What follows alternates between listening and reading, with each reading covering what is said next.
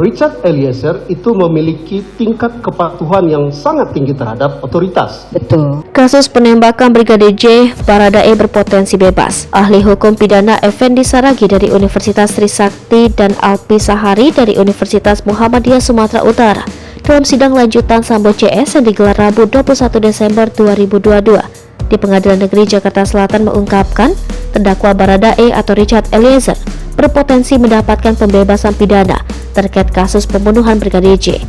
Hal itu sesuai dengan Kitab Undang-Undang Hukum Pidana mengenai daya paksa atau overmatch yang tertuang dalam pasal 48 KUHP yang berbunyi, orang yang melakukan tindak pidana karena pengaruh daya paksa tidak dapat dipidana.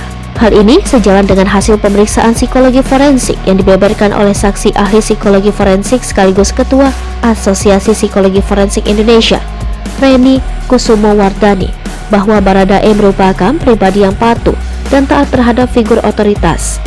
Kemudian Baradae memiliki ketakutan, kecemasan, tidak berani menolak perintah, tidak memiliki daya untuk melakukan perlawanan meski perintah yang diberikan pimpinan bukanlah perintah yang benar.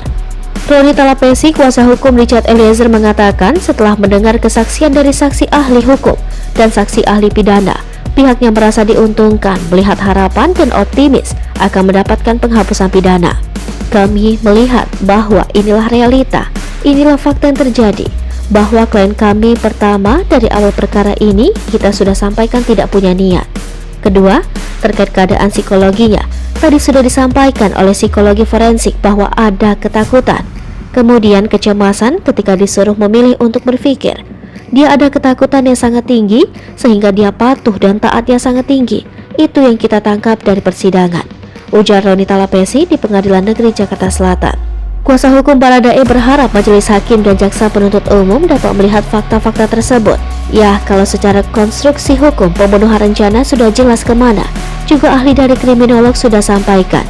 Tetapi dalam hal ini kita berbicara terkait dengan posisi dari Baradae, bahwa dalam posisi psikologinya dia tertekan, merasa takut, dan ini terungkap dalam persidangan. Kemudian disambungkan dengan keterangan dari pidana pada penghapusan pidana pasal 48 overmatch. Jadi buat kami ini adalah anugerah jalan mencapai keadilan untuk Richard Eliezer, kata Roni. Pada Senin 26 Desember 2022 mendatang, kuasa hukum Baradae akan menghadirkan 3 saksi ahli untuk meringankan vonis, dan sidang pemeriksaan saksi akan diberikan kesempatan sebanyak 3 kali sidang.